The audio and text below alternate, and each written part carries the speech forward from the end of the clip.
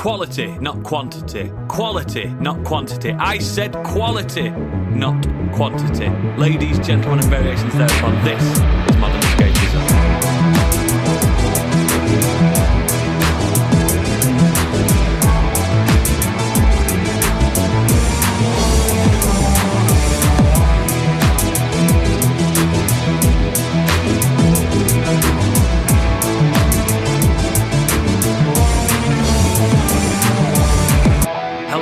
Welcome to the show.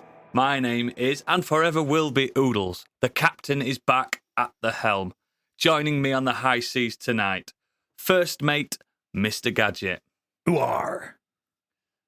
We also have quartermaster, Sergeant Stig. Hello. He's so kind. Sailing master, Officer Biggie. Aye, aye, Captain. And poop deck girl, it's Candy. Ahoy! I knew it was going to be a poop deck joke.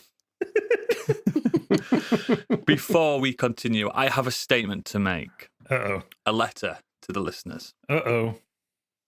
Dear listener, I can only apologise from the bottom of my heart on account to the Nails on a Chalkboard episode of Modern Escapism entitled Summer Games Come Quick.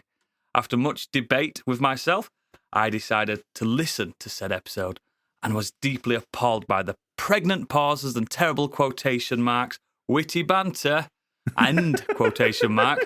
Also adding to the embarrassment is the fact that we had a guest on the show that produced a very favourable and professional air to the episode. So my apologies also extend to that guest that didn't even have the opportunity to plug his wares on this show. I apologise on behalf of Modern Escapism, Mr. Punk. Sorry about that. On what you had to endure. Modern Escapism strives to bring the most hard-hitting comedy and light entertainment on a weekly basis. We will endeavour to rectify this, and with myself back at the helm, I can guarantee a swifter and more poignant comedic listen. Regards and best wishes, Oodles. What the fuck were last episode, guys? Come on. Swift. Well, you know, when people just drop out at the last minute, you got to...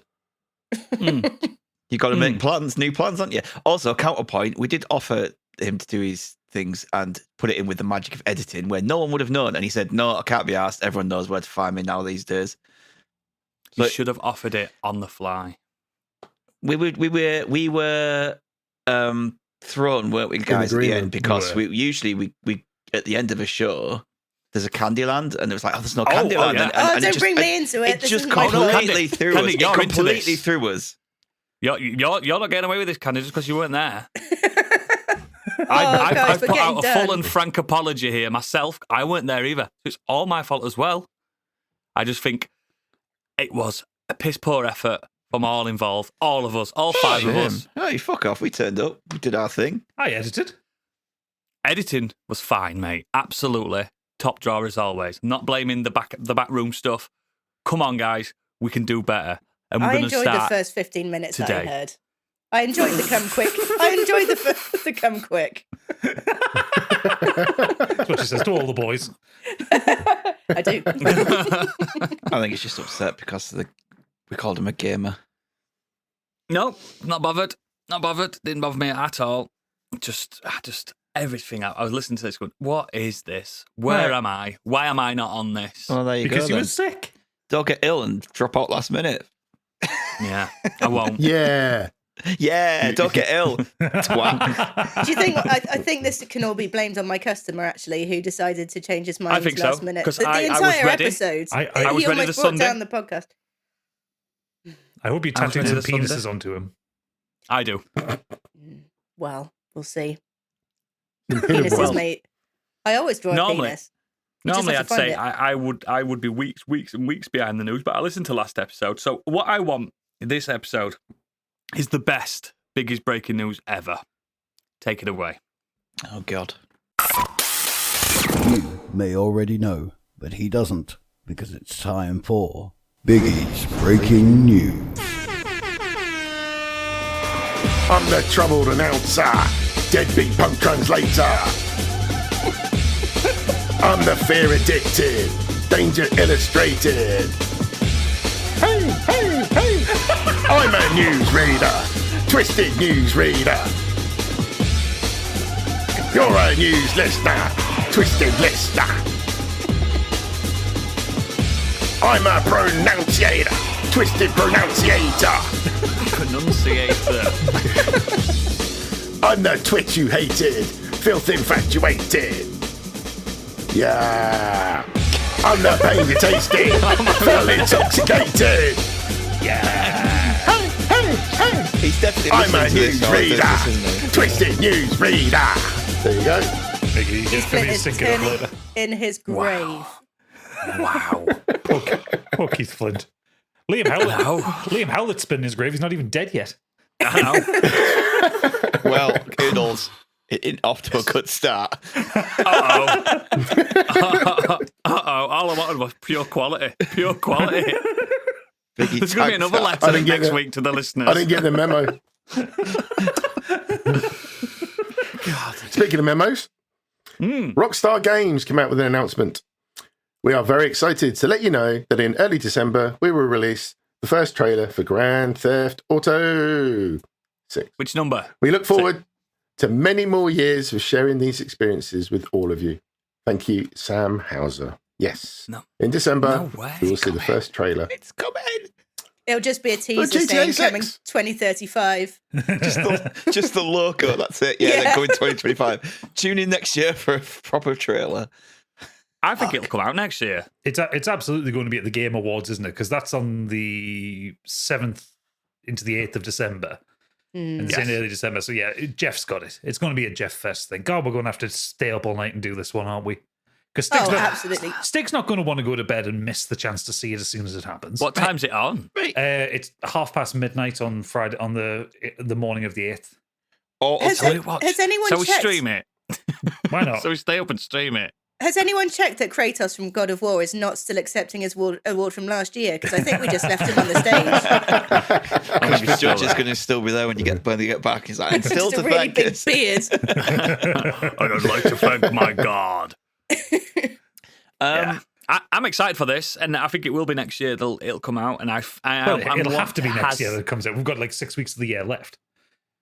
Oh yeah. But Yeah, I but don't it think means it'll like be next the year Christmas, after. next October, November, it'll be. I genuinely think it'll be early. I think it'll be summer.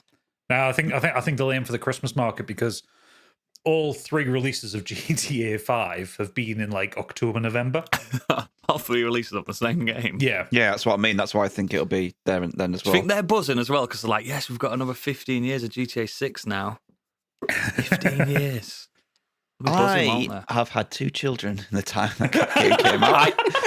I also have had just 2 turned children. 10. She literally came out, or on the set, like she came out at the same no, time that the game mine's came older. out. No, my son predates GTA 5. I think just. Amelia might just they're literally like no. they launched around the same time. I'm trying to think what came The out. game Any and the channel thoughts launched of, at the same time. I know there's been leaks and stuff, which obviously don't mean an awful lot in case they've changed direction. I've But where watched do you think it'd be loads. set? I It's set don't in think- Miami. I don't Well, think it's Vice those City. I think they're doing Vice Yeah. City again, yeah. I'm not sure how much of those leaks are real. I've though. seen loads. And Because some of there's- them look like mods, but some of them look like genuine leaks. I think like good those, stuff. Those ones that you were posting off TikTok Oodles, I think those were modded. That's a mod. That was modded Yeah, 'cause GTA 5. I watched it for a bit longer, and he makes it look like he's getting kicked off a TikTok for doing it. Yeah. But then I watched it a bit longer, and then I saw the pier from GTA 5. I'm like, you fucker, you haven't modded that out. Yeah. Well, You forgot about that little. He had you. Yeah, like done Kurt it. had said that whoever's done it has used licensed cars, so Yeah. that's why he knew for a fact it wasn't GTA. Yeah, absolutely. Yeah, they were going around in a Veyron and stuff like that. Do you know what I mean? A proper one. I and think like some of them were. a Diablo. I think some of them were proven to be right though, because a bunch of other game developers came out and said, "Well, this is what this looks like at that phase of development," and there was a few of them saying, "Don't judge it yet." So that probably was real. A couple of them. I know that one leak, that big leak that went around on the gaming websites was where the guy ran out of the city and then got onto a speeder boat on the Everglades. That looked real. I think that one was real because that was the one that had like the in development kind of character walking Yes, stuff. it had loads and, like, of stuff, didn't it? Yeah. Yeah, so I think that one was from the actual hack on Rockstar North. Yeah, you could see the command console as well, and it was cool. The Everglades, it showed you the little map of the Everglades, didn't it? It was so fucking. It's going to be massive. It's going to be huge. I'm and I up for think some there might be gator hunting. rumours of possibly a female protagonist that you can maybe either play at times or. Oh, God, that's needs going to to be. hate that. I know. I think it What would if just be a make her a What if the character. female protagonist is gay, though? If she's A gay woman of colour. if Not she's in as my loud Grand Theft Auto. and as No. racist and as horrible as all the other GTA characters, they love her. Yeah, I'm looking forward to it. It's exciting. It's exciting to be around this because it was exciting for 5. It was exciting. Just a quick thing though. Never actually says in that tweet GTA 6. It just says the next Grand Theft Auto. What your surprises are when it's 5? Chinatown Wars 3 or something. Or an online update. Oh no! I don't want them to do GTA London. I know a lot of people saying we want GTA London. I just think it's not the time to have GTA London because they'll just try and be super political, try to. They're always political. I mean, every GTA is political. No, I mean like to the point where it's not even on the knuckle. You know what I mean? It's not even on the nose. Not satire. Real politics is satire these days. So yeah, I suppose it is, isn't it? And if But it's yeah, going, I'm excited for that. If it's going to be the next Grand Theft Auto, it's going to be Grand Theft Auto 5X plus Yeah. whatever. That joke fell flat. I had it in my head as well, and I started talking about it. Fuck's next. Oh God! More letters to listeners next week. I do apologise. We're We're going to have to refresh, completely refresh, new cast, everything. We'll start again. Next. Time Splitters devs Free Radical are reportedly the next Embracer studio facing closure. Rumour closure comes just 2 years after the veteran British label were resurrected by the original founders to work on a new Time Splitters game. Free Radical staff were told that the studio could face closure after being evaluated as part of Embracer's ongoing restructuring efforts, according to sources close to the studio. Is this happening every week now? Pretty much. I mean, Embracer kind of fucked it because they they bought too many studios and didn't have the money behind them, and then the Saudis pulled out. They'd fucked that. But Free Radical haven't actually announced what they were working on, other than said it was another Time Splitters game. Like, I've just got on the website. It's still got a flashing, very 90s looking website that says, "We are hiring." And it's... And firing. But it's also everything. It's like server programmers, gameplay programmers, character artists, technical Why don't artists. you? An experiment. Why don't you apply for one of the roles, Gadget, and see if you actually get an email back, a response? Yeah. Because if you don't, you know they've just not updated the website because no one's in office. Yeah. I mean, I can't do it with my CV, but your CV could get you in there. Yeah, I could do audio director. Yeah, that's what I'm saying. But I'd have loved for a new Time Splitters. Time Splitters with a good control scheme. That's all I ask for. If you go back and play Time Splitters now, it's not pleasant. It's impossible. It's impossible. But yeah, I love Time Splitters. But we've talked about that enough. Next. Zero Punctuation ends as the Escapist faces massive resignations after EIC firing. Longtime gaming site The Escapist fired some of its team members, including EIC Nick Calandra, for reportedly not meeting goals set by its parent company Gamers. After Calandra was fired, Escapist staff members, contributors and producers all took to Twitter to announce they're also leaving the site, with many of them indicating they would be working on some new project with Calandra directly. The departures and firings essentially cleaned out the entirety of the Escapist video department, including most significantly at all the departure of Yahtzee Croshaw, the voice of Zero Punctuation, one of the oldest and most famous game criticism video series, and one that we all probably grew up watching long before we started doing this. Croshaw resigned, but he does not own the rights to Zero Punctuation itself, so whatever happens next, it'll be done without that branding. I've never heard of any of this before. You've seen Zero Punctuation, yellow background, stick figures, very rapid swearing on YouTube. No, I haven't, mate. Yeah, it's good. Not all the time, I'm not doubting its quality. I've never seen it. I've never heard of it. Yeah, it's a very funny slating of games. So they should. Yeah, he doesn't like many things, and the one things he does like tends to be Dark Souls. He's got taste then. Very funny author as well. His books are great. But yeah, this was a really stupid move by gamers because they fired the editor in chief, and he had built the Escapist up over years and years and years, and they fired him because it was these kind of the nebulous targets. And it was just basically a sudden fire and get rid of the guy. And all of the talent is left, so they've kind of fucked the escapist. Do you reckon that this gentleman can carry on his own? Got an audience? They're setting up something else. I'm sure I saw it the other day. I can't remember what it's called, but I think they're setting up something new. Yeah, so people aren't necessarily going to lose the jobs. No, and I think they've got like financial backing and all that already for it. So I think fantastic. They've got something in the works. It's just zero punctuation won't carry on. But I think what will happen is because Yahtzee doesn't own the rights to the name for it, but he owns the rights to the content in it and the look and the feel of it. So I think what he'll probably do is go back to its original name, which was called before it became Zero Punctuation. It was called Fully Ramblematic. Okay, I like that. So I think he'll go back to that because that's the name of his website as well. Like his personal website is Fully Ramblematic. Also, we need to quash anything that has escapism out of the zeitgeist because we own that word. Yeah, we do. I'm not saying we had anything to do with it, but our lawyers are very, very, very good. So yeah, I mean, especially with Godspeed to them all. Yeah, exactly. Good luck to them all, and if they're starting something fresh, maybe I can be there from the ground up. And I always like to join something when everyone else joins it at the same time, rather than jumping in 10 years later. So even I'll be involved in that, which is always nice. Actually, there's one reason I know you'll hate Yahtzee Croshaw because he's the one that coined the term PC gaming master race. Yeah, but he probably did it to laugh at them. Yeah, but they didn't see it as a thing to laugh about. They took it on. That means his joke won. That means his joke worked. Still if they took it on and don't realise that it is a joke. You are the master race. So are you. Not anymore. So is Candy. My machine is... It's it. Baldur's Gate 3 was kind of the last game. It cannot run Alan Wake, even in a shit low setting. Really? Yeah. My Rogue can. That can't. It's game over, man. So yeah, I'm officially at this is a work PC now. Oh, sad day. I'm happy for you. I'm really happy for you. Because you've got everything else anyway. So it's not exactly a fucking problem, is it, mate? It is. I don't get that sexy ray tracing water effects. Oh, God, my heart fucking bleeds. Next. Dev admits to the PS5 and PS4 Tintin game is unfinished on the same day it releases. Tintin reporter Cigars of the Pharaoh. What a title. I didn't even know this was a thing. Developer I didn't. Pendulo Studios has essentially just come out and admitted that the game is unfinished on launch day. They said, despite our best efforts, those who play the game at launch won't be able to enjoy the experience as we intended it to be, reads the team's statement.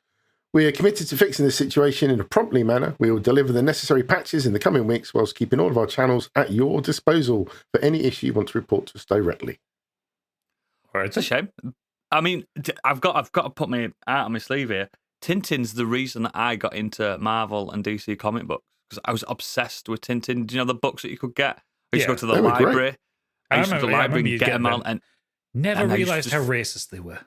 Super racist. So racist. Super racist. But it were those that were like, I want more vast stories. And then someone said to me, have you ever tried reading The Punisher? It was The Punisher. That was the first That's a fucking place to start a kid, isn't it? In like 1995, I had to like go to the Did comic you not book end up shop. being a fucking right-wing terrorist? I don't know. I went to the comic book and he was like, How do are you we know sure he's you not? want to read this? He was like, are you sure you want to read this? I'm like, yeah, I want to. This is what my friends told me. I read it. It's fucking. They've always been disgusting books of Punisher in a great way, but it got me into everything else as well. But so Tintin's got a place in my heart, and it's a shame that his game's fucked. It really is. Bless him. That one smacks to me that the publisher. It's a licensed game from a publisher, and they wouldn't let them delay it. Yeah, Tintin needs to get out now. The kids demand it. I think it's unusual that they announced it. Normally, these sort of comments come like a week or whatever later after a game's release, but it's just the fact they announced it on the same day that they launched it. Yeah. Which is why I think the publisher forced them to put it out. Yeah. Against their will. I also never watched that Tintin film either. I was literally about to ask, has anyone seen that? Because I've never watched it. Nope. The one with Jamie Bell in it. Yeah, it's Spielberg, isn't it, though? So I'm surprised. Spielberg. Yeah, I'm surprised why. Simon Pegg. Never watched it. I didn't watch it because the animation style creeped me out. Because it's kind of like Uncanny Valley-ish. It looks really realistic, but then it's like cartoon face proportions. Announcing today on the Modern Escapism Network, Tintin in review. The whole works of Tintin from start to finish. Get on then, Oodles. We'll send you down the library. They won't let me in the library anymore, mate. I owe them thousands. Fuck that. Next. The much maligned Modern Warfare 3 was developed in just 18 months, and the staff were required to work nights and weekends. In a bombshell report, Bloomberg's Jason Schreier reveals that Modern Warfare 3 was developed in less than 18 months, far less than the typical 3-year turnaround the series is known for. Activision Blizzard has achieved this cadence by dedicating 3... You throw me! Dedicating 3, sometimes more... development studios, which takes turns to deliver that year's Call of Duty offering. It's been very lucrative for them, generating at least $30 billion in revenue across more than 20 Call of Duty games, which were released in the past 20 years. According to Bloomberg sources, who spoke of the condition of anomaly, this well-oiled machine came off its tracks when another Call of Duty was delayed out of the 2023 release window. Modern Warfare 3, which initially pitched as an expansion to Modern Warfare 2, got a Battlefield promotion to full game status. When's this out? It's already out. It came out this week. Got absolutely What did it review? Like 4 out of 10s. Yeah. Oh yes, yeah, That's shit, I remember. That's the campaign, by the way. I remember this like a week or so ago, weren't it? Yeah. I don't know why I blocked that out of my mind. I mean, Xbox's Activision Blizzard. I've got to call it that. Fucked it, didn't they? Absolutely fucked it. I think the important thing to take away from that, especially, is that this was supposed to be just an expansion. So and they didn't have the time to turn it into a real game. So what's ultimately wrong with it? So the campaign is about 3 hours long. It That's uses not a bad thing. Well, no, quid. And it uses a lot of the kind of like background points of interest and level designs from Modern Warfare 2. Oh, a lot of the multiplayer maps are just brought over from Modern Warfare 2. The zombies mode is half baked, and when you install it, it takes assets from your Modern Warfare 2 install. What if you don't have that install? Then you have a very, very big download. Also, if you get it on PlayStation, you're paying £70 for it. It doesn't come with the Platinum Trophy because it's DLC. What? Fuck off. Yeah, but it's a £70 full release. Like if they love a Platinum. If they just had it as the expansion, said there's no Call of Duty this year, but we're doing Modern Warfare 3 as an expansion to Modern Warfare 2. Give us a rest. 35 quid, 40 quid, people would be happy. But but it's because they've announced it, and they've even sold consoles with it, like the Modern Warfare 3 versions and stuff. Yeah. Shite. That's bad, because I like a campaign on COD. I like a campaign. No. I ain't gonna touch it, mate. I bought last year's for a couple of quid over day. I hadn't turned it on yet, but I heard last year's was a decent one anyway, so I'm all right. It was. Well, Sledgehammer Games hit back at the reports and said it was a labour of love and years in the making. They said it's incredibly proud of the latest Call of Duty installment.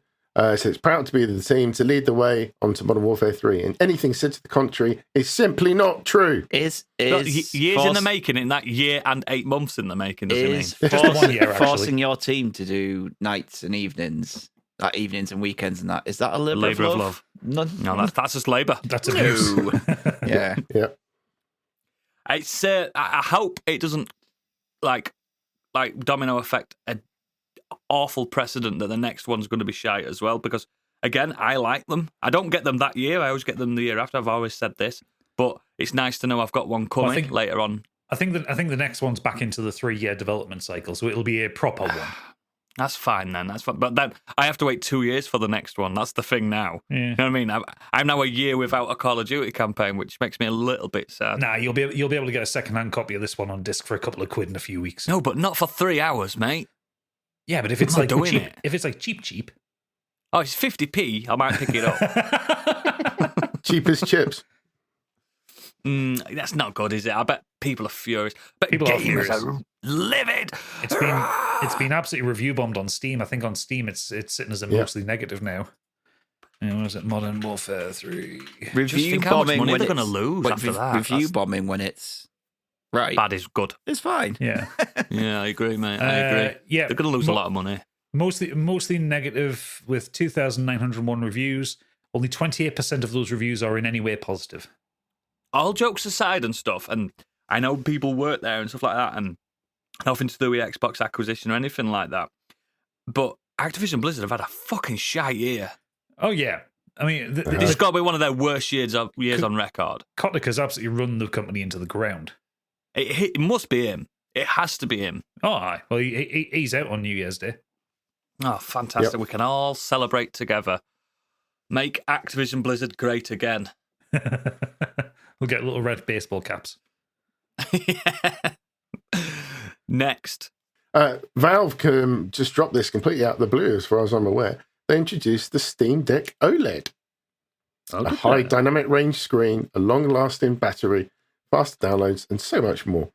You'll be able to get a 512 gigabyte or 1 terabyte SSD models with the 1280 by 800 HDR OLED display. It's got a 7.4 diagonal display size. Now we'll have Wi-Fi 6E, and the battery will last between 3 and 12 hours of gameplay, content dependent. Yeah, makes sense. That's good. Yeah, they've basically just done mid-season refresh. Like, functionally, it's the same size, does all the same things. Yeah, if you've got one, don't bother getting another. Basically, yeah. There is a How, limited. how much is it? They're about the same price. So the 512, sorry, the 1 terabyte one. So the top one is like still like 560 quid, which is what like my 512 one cost a year ago. It's not bad. Yeah, no, they've kept the same price, and also places are starting to do refurbished ones for like a couple of $100 quid. Like the prices. Now are we're starting to talking, drop. baby. Yeah, now the we're fucking talking. The prices on them. Well, are the starting to drop. LCD ones have dropped. They've Yeah. already dropped on Steam's website for the LCD ones. Listeners, get if you them see about one for 300 quid. between 150 to 200 quid, shout out your boy. He'll buy it on the spot. There is a limited edition OLED one, which I was tempted for about 5 seconds on it because it's got translucent plastic. I miss the translucent look. Do you remember the Game Boy? Do you remember the Game Boy with the translucent Yeah. shell? No, I like translucent stuff. I don't like them. I think they look tacky. I do. I like looking at the innards. But I mean, yeah, great. I'll be waiting for like the Steam Deck 2. Like, I'll be got waiting no for reason- your Steam Deck 1 to sell to me. Like, because I don't play anything particularly intensive on my Steam Deck. I tend to play like RPGs, indie games, Metroidvanias, that Mate, kind of I'd thing. kill to sit and play Baldur's Gate in bed. I'd kill. Baldur's Gate does play really well on the Steam Deck, actually. It's very good. I on would kill. Like the Dark Urge. Yeah, I have got the dark urge to play that in bed with the lights off and treat it like my bedtime book. Just hoping your wife doesn't wake up while you're romancing Astarion. Oh, she already knows. You've already wild shaped into the bear and everything. No, my recent run, it's that Mifara or whatever she's got, the drow elf. You can't fix her, mate. She's just I going to break can. your heart. You can't I fix can her. fix her. Mate, she rode me reverse cowgirl. She knows the moves. She knows the moves that Daddy likes. Daddy likes that. Candy just like spat wine over a PC. I literally It's did. because she understands the reverse cowgirl is the ultimate move. Pretty good. It's pretty good. Second only to wheelbarrow. This is the best one if you don't find your partner that attractive. Not me personally, but if you do the reverse cowgirl, no one sees anybody. It's brilliant. You can imagine anyone's there. It's fantastic. Try it, guys. Try it this Christmas time. This is what last week we're lacking. Edge. Next. Well, speaking of Baldur's Gate, Baldur's Gate 3 will be heavily censored in Japan. The RPG is full with intimate cutscenes and sexually charged character interactions, to the point where the title's reputation almost hinges on such content outside of the hardcore sphere. The game also depicts a lot of gore and violence. It's set to release in Japan on the 21st of December and is being censored.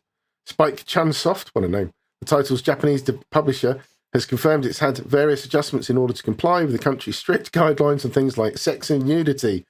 More specifically, the Japanese version of Baldur's Gate 3 won't let players enable explicit content through the game's settings. Hang on a second. The Japanese are the perviest bunch in the fucking world. You're telling me the land of hentai is frowning upon No, you have to remember. You have to remember. Legend of the Overfiend. The country where you can buy knickers in a vending machine. Tentacle porn. But what I'm saying, that there are different laws when it comes to interactivity in that country. Everything else, if it's just visual, you can watch it. You can do what you want. Machines over there. Oh, where? Is that UK based? No, in Japan, you dickhead. Me and Oodles are going to use the Patreon money to go to Japan on a research mission. We're doing this for science. We can confirm. It'll end up being like that chuffing Amsterdam girl. It'll be me and Stig in a booth, and I don't realise it's Stig's dick I'm sucking. And then the glass opens up, and there's Stig's face. Surprise, surprise. Yeah. One Escapism reaction video. That's how we go viral. That's how we do it. That's how we get fucking kicked off the internet. Jesus Christ. But yeah, honestly, back to Baldur's Gate 3. There is a way around this. They can just cut out those cutscenes. You can't shag and press buttons. It's not a quick time event. Do you know what I mean? Well, if you remember when you first start your very first game in Baldur's Gate, it asks if you want to enable explicit content. So basically, it's gating that off. Yeah, it makes sense. And again, there is a lot of gratuitous violence, kicking squirrels and stuff, and splatting them against trees, Genitals. shagging constantly, and cross-species sex with animals, and it's fucked. But I think that's the spirit of that game. I went into that game saying I'm not going to shag anything. You can't resist. You've shagged everything, haven't you? I've shagged it. I've shagged a lot. I went around shagging. Because you are a fucking sex goblin. You've now rolled one. I rolled a natural 20 on that, mate. Tell you, critical. Well, Stig asked what Dragonborn's dick looked like, so I sent him a picture of cowboys. Yeah. What does it look like? I'm not actually. I might Spiked, re-roll a new character. Naked Dragonborn running around with his cock out. Nice. But yeah, I think a censored version of that, and I'm not here for censoring. I think it will lose a bit of its spirit. I don't think it'll be as big in Japan because of that kind of thing as well. I think they'll import the Western version. I bet if they're really hardcore. Well, I think also like CRPGs don't tend to do that well in Japan anyway. They're more about the actual homegrown RPGs. Yeah, JRPGs. Like look what they do with Dragon Quest. When you have a bit of you have a bit of puff, it just goes to a black screen. It goes and stuff like that. Do you know what I mean? It's one of those things. But I hope they enjoy it because it's a fantastic game. Next. Well, speaking of Larian Studios, they were honoured to have won the Golden Joystick Awards for the following categories: Best Storytelling, Visual Design, Studio of the Year, Game Community, Supporting Performer for Neil Newborn, PC Gamer of the Year, and Ultimate Game of the Year. I think they did pretty well. Wow. Yeah. Which is the Golden Joysticks? Is that Jeff Keighley's one? No, that's Game Awards. That's next month. What's Golden Joysticks then? Oh shit! Who did Golden Joysticks? Is it a website? Well, Larian did. Yeah, I think it. This is their own awards. It's got to be a website, isn't it? Yeah, Games Radar. God, Games Radar. Fair enough. Yeah. Fair enough. That makes sense. But that's mega, that isn't it? That for a company that were like, yeah, we're just doing these little Divinity games. We've got a devout audience, but we're not mainstream. And now they are the ones to watch. Their next game is going to be stared at by the world.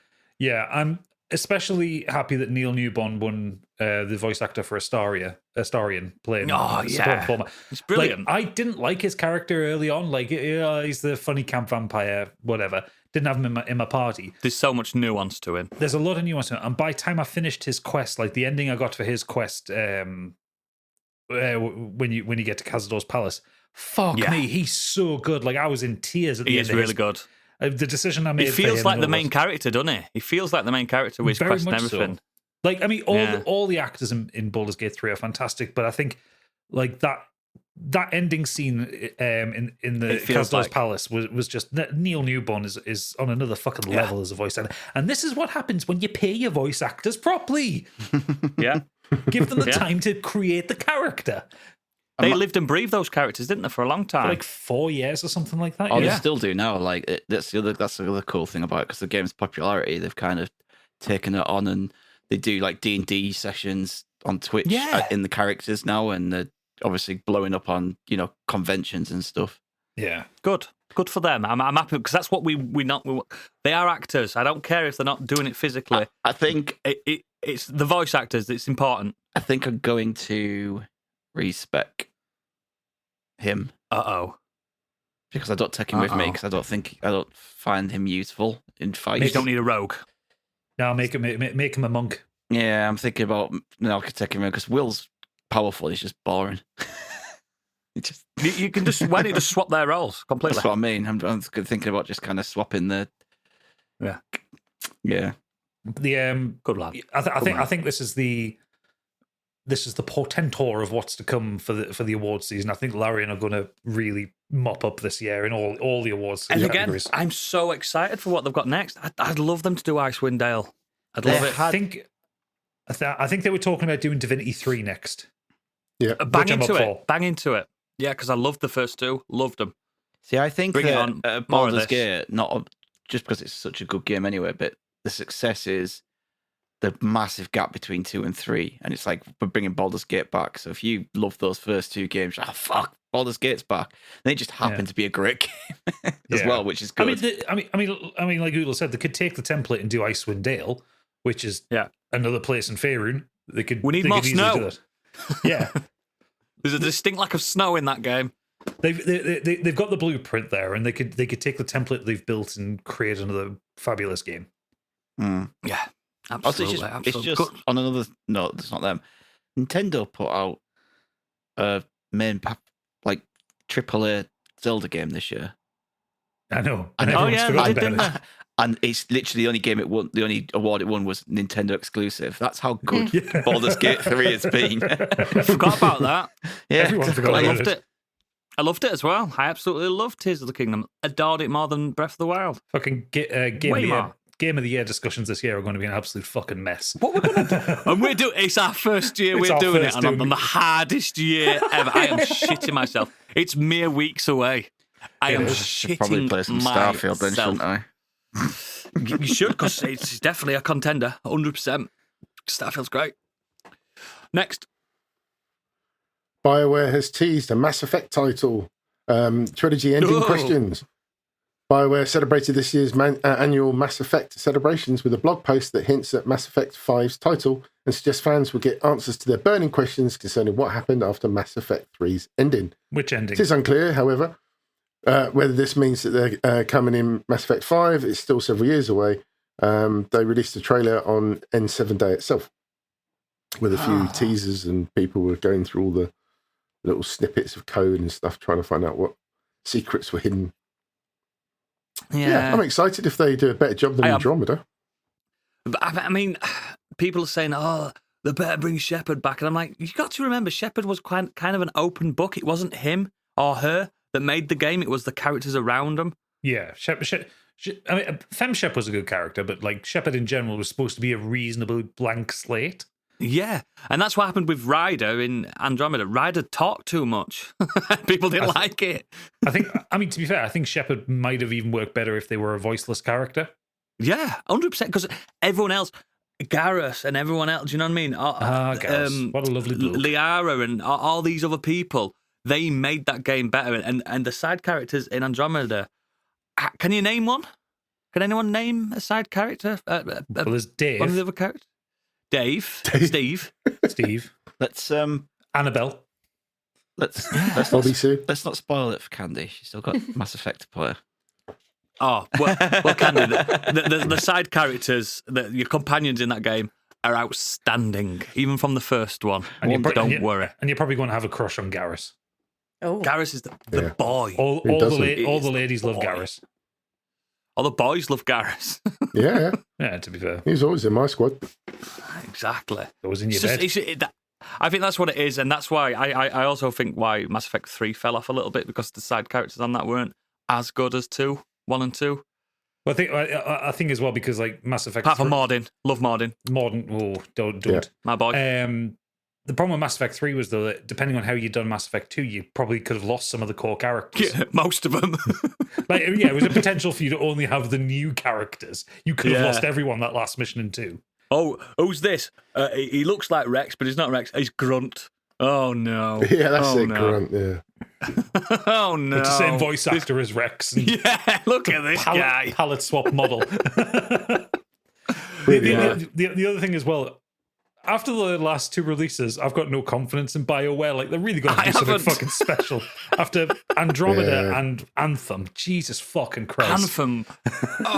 The game that I bought day 1, completed day 1, took it back day 1, told them the disc didn't work. Do you want another disc? No, I want a refund. Got my money back. Brilliant. Great times. So I completed that game within the store opening and the start before the store closed. Oh, BioWare, how far you've fallen. Shite. Yeah. Knights of the Old Republic 3. Come on, let's go. Next. Super Mario RPG has apparently been developed by Dragon Quest studio Art Piazza. What? As spotted by Naruki on Twitter, players who've already pre-ordered the remake from the eShop have discovered that Arte Piazza, however you pronounce that, perhaps best known for its work on Square Enix's Dragon Quest series, has taken the reins. Nintendo's Ayako Moriwaki stepping into the director role. This is fucking good news. You buying that next week then? Next week? It's this week as of recording. It's leaked already. Yeah. Have you had a go yet, Stick? Is it any good? No, don't do things like that. Okay. Tell me after the show. I do want it. I love the original, and it's the remake of that, isn't it? Yeah. With a modern art style and everything. And now some Dragon Quest DNA. Keep you going to 12 comes out. Don't even talk. That should be next year, shouldn't it? Oh, God. Next. Moving to the world of film and TV, Hollywood Actors Union, SAG-AFTRA, acronym, agrees tentative deal to end 4-month strike. US actors are expected to resume work after the union agreed a tentative deal with Hollywood studios. SAG-AFTRA reached agreement with the Alliance of Motion Picture and TV Producers in a unanimous vote. The shutdown, combined with a separate writer's strike, paralysed the entertainment industry and disrupted numerous major films and TV shows. Actors have been calling for better pay and safeguards for the use of AI. SAG-AFTRA President Fran Drescher posted, "We did it!" She thanked members for hanging in and holding out for this historic deal. Various actors have welcomed the deal, including someone like Zac Efron, describing it as incredible at the premiere for his wrestling film, The Iron Claw. SAG-AFTRA chief negotiator Duncan Crabtree Ireland told Reuters that there were definitely some tears, a lot of big smiles, a lot of hugs when the agreement was reached. 3-year contract would make a long-term difference for the future of the members in our industry. Did you see Kevin Bacon's celebration for it? He did the Footloose dance. He did, yeah. This is great news, but I don't want it to get excited again because last time we were like, "Oh, they've done it," and they're not agreed to it. So you probably got this news story a few days ago. Has it definitely been agreed as of today? Yeah, like 86% in favour. Yeah. Oh, fantastic! And like the actors are already back to work. Yeah, I'm so happy for them. Absolutely. One thing that the story that you found Biggie doesn't mention, which I thought was actually quite a good thing, it kind of shocked me it wasn't there in the first place. Part of the deal they've got is actually more protections in terms of any film or TV production where there's nude scenes. They now have to have intimacy coordinators. So someone who is on set to advocate for the actors to make sure they're comfortable, make sure their dignity is maintained. And they're not being scared by a director to go, do it, get your tit out. Yeah. And also, working with like directors of photography and directors to make sure that there's no unnecessary movements or stuff that makes the actors feel uncomfortable. Yeah, and proper close sets and stuff like that. Yeah, like I was quite surprised that wasn't already a thing. That's kind of horrific when you think it's of horrific in Hollywood. Really, I'm not surprised it wasn't a thing. And when you listen to some of the boomer and older actors talk, and they're like, "Oh, why did these stuff like that? We just got on with it in our day." And I'm just like, fucking the stories that have come out about people like Marlon Brando in certain scenes. That's why it's fucking needed. They didn't just get on with it. So, yeah, it's a good thing. It's a very good thing. It's all a very good thing. Yeah, I agree. The deal was valued at more than $1 billion, which is $814 million approximately, and includes increases in minimum salaries and new streaming participation bonus and more protections against the images and voices being replicated by AI. It's good. It's just good for everyone. And some film podcasts I listen to, they stopped doing stuff because of this. They were in support. They can get back on track with their stuff. People I know, people I love, can start getting back into it. It's just great all around, and it's going to set a precedent again for other industries. You're going to get a Bollywood industry. They're going to start thinking, hang on, we don't want our actors to start striking, so maybe we'll preempt that and do things good. Do you know what I mean? Other industry, Chinese film industry, Japanese film industry, everywhere, across everything, is going to probably look at this and go, yeah, the people can destroy us if they wanted to. Yeah. And that's only a good thing. So I'm chuffed to bits, and I'm sure we all are, to start getting us films back. Come back, films. Come back.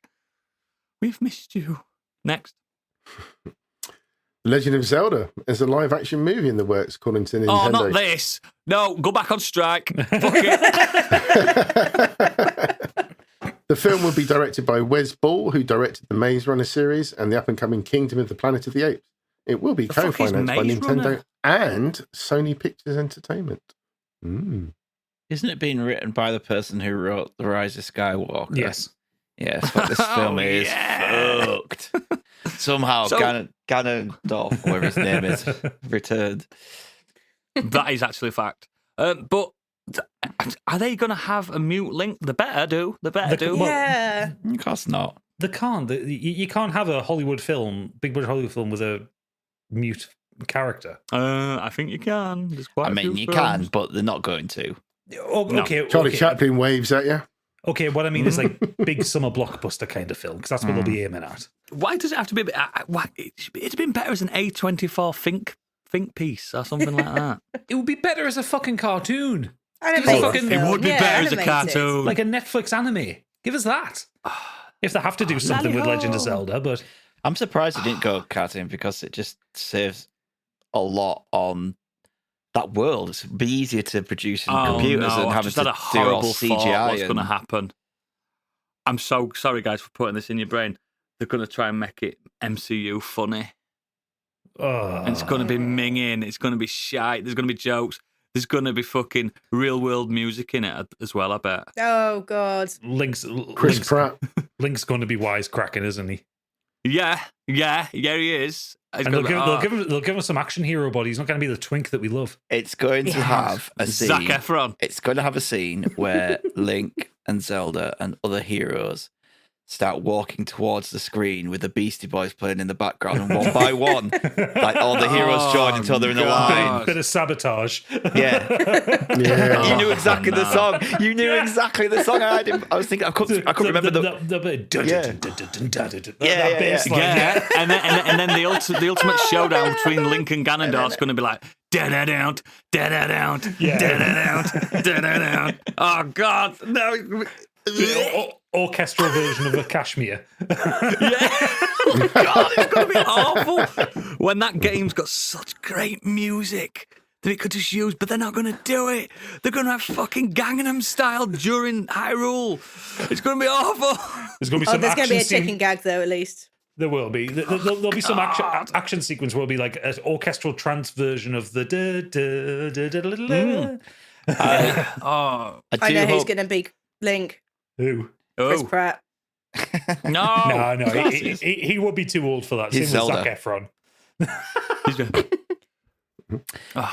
The only joke I'll accept is Not bad. if at some point someone turns to Link and he's cooking up food for no reason, like, Link, we're trying to save the world, and he's just there cooking away. Just doing something, just fucking around while the world's ending. God, imagine what the state of the fucking Gorons is going to be. No. That'll be Jack Black. In Hollywood, that'll be Jack Black, that's for sure. I've just realised who Link will be. You rock! You know, that kind of thing. Link will be that kid that played Vecna in Stranger Things. Because Little he's got blonde that kid. kind of twinkish, like, pixie look. Maybe, yeah. They might just have a nobody Yeah, I can see do that. it. Oh, it's going to be terrible. I saw a woman gonna on be TikTok who horrendous. looked like Zelda, like she's a real Emma life. Watson is Zelda. No, this woman looks just like Zelda. She's got Can't remember what her pointy ears. name is now. Yeah, she literally has like quite pointed ears herself. So She's a Hylian. Elf. The whole thing makes me a bit sick. The Mario thing, when they announced, I was like, "Yeah, Mario would be brilliant for just an action little film." cartoon. I was never, I never doubted Mario once because it makes sense. Like you could do that. You could do it with Pikmin. You could do it with any other Nintendo thing. But Zelda's a bit. If I was going to do a Zelda know. film, if I wanted one, I would make it like Nausicaa in the Valley of the Wind. Yes, yes. Like Yeah. that. Or like Kubo and the Two Strings. Yeah, Like that something kind like of that. high fantasy. Yeah. Yeah, exactly. I was even thinking more of the Green Knight. Let's go fucking super dark. Yeah. I think Nintendo are missing a trick here because I think the best thing that they could turn into a live action movie that would work and give a character a voice would be Metroid. Metroid, yeah. Metroid, 100%. Fucking a sci-fi action romp. Yeah. It'll all come. Every single one of them. They'll start getting made into films because They've had one success. Can't wait for the WarioWare film. It's just a series of short 5-second films constantly in your face. And I'm picking your nose. That one. Gonna be good. Next. Marvel Studios has confirmed the arrival of a young Avengers in the MCU, with Miss Marvel taking on the role of the founder. Kate Bishop is the first recruit and could take up a leadership position, suggested that Cassie Lang will be recruited soon. Although The Marvels has earned $21.3 million in the film's first domestic opening day, the lowest in MCU history. I forgot that we're out. I forgot it were out. They haven't really marketed it that much, have they? No. Have they been allowed to? It's reviewed okay, though, isn't it? Yeah, Actually, no. I tell you what, 3 out of 5s mainly. The one marketing thing I've seen from it is fucking horrific, and that's the Las Vegas Sphere. Oh.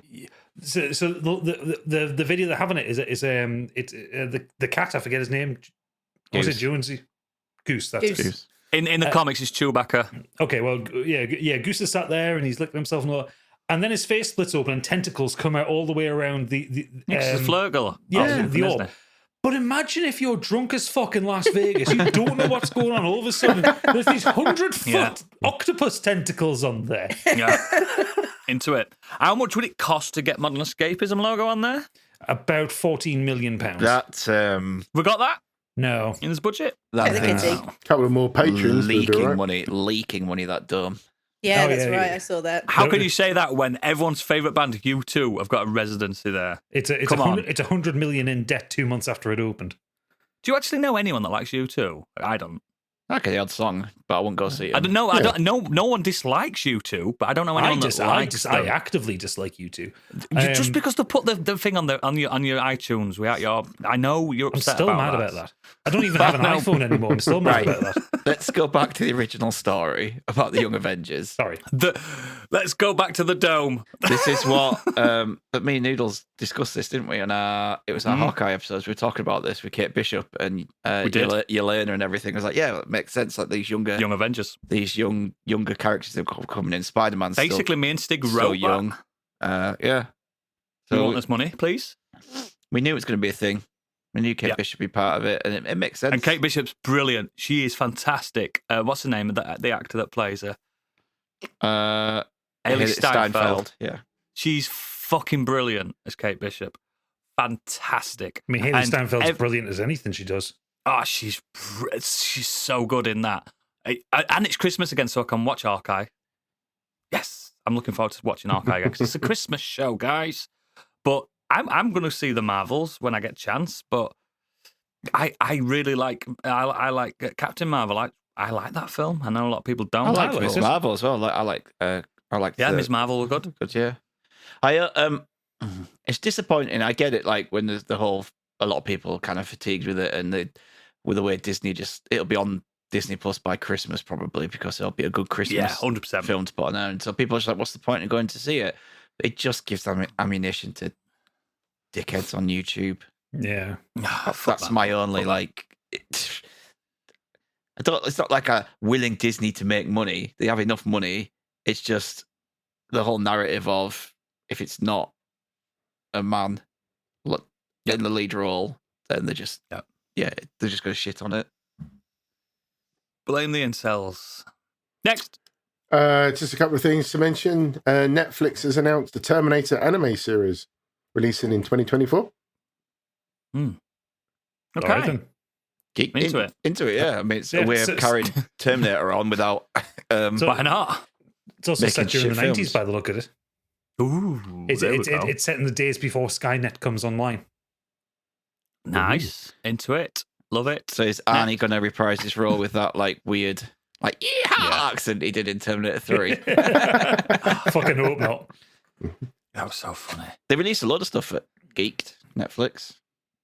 Loads of new trailers and stuff came out. So check those out, listeners. Yeah. Next. Darren Aronofsky has offered to adapt Elon Musk biopic for A24. Next. Our weekly Swift report. Taylor Swift has broken the Grammys record with her latest nomination for Song of the Year. Next. Shortlisting of Anti-Hero. Actually, the song makes that you Swift like. the first. Is it that Anti-Hero. one that I like? Yeah. It's a great song.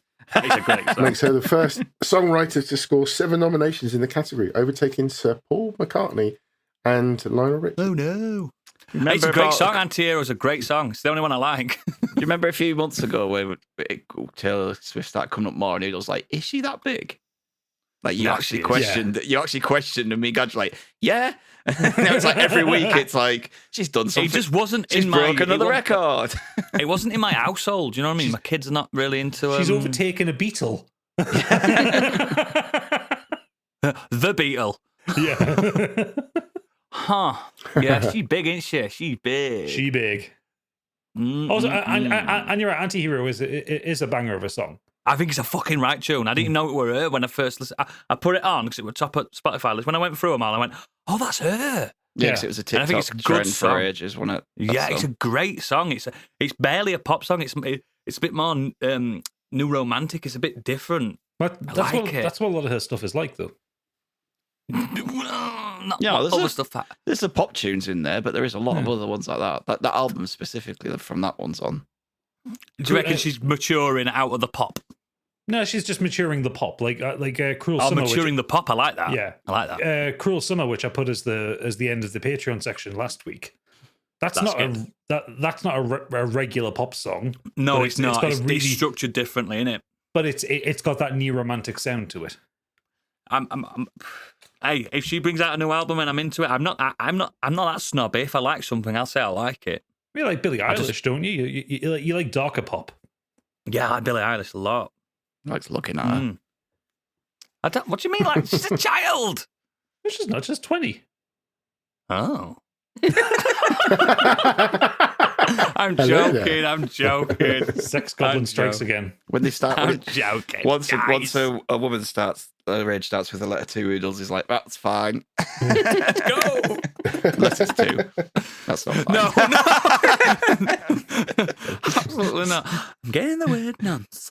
Next. Over to the Weird World Web. 2 very quick stories. The first one, Bored Ape NFT event attendees report severe eye burn. Yeah. Several people have reported experiencing eye pain, vision problems, and sunburnt skin on Sunday after attending Ape Fest. Bored Ape Yacht Club NFT collection event in Hong Kong that ran on from November the 3rd to the 5th. I should have gone. I could do it, Tan.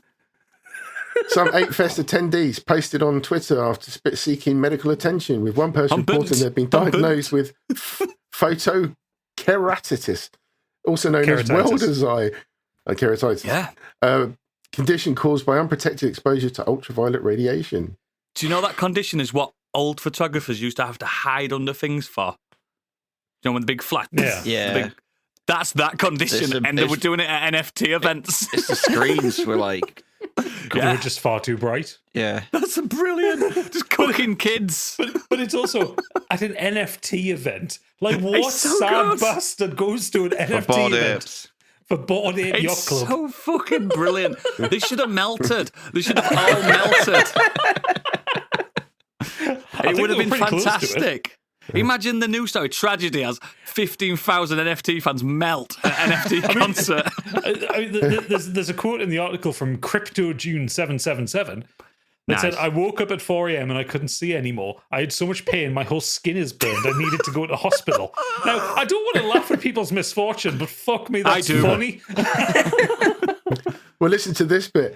The Yugo Lab spokesperson, Emily Kitts, in a statement to The Verge, said, based on our estimates, the 15 people we've been in direct communication with so far represent less than 1% of the approximately 2,250 event attendees. So that's okay if 1% nearly died.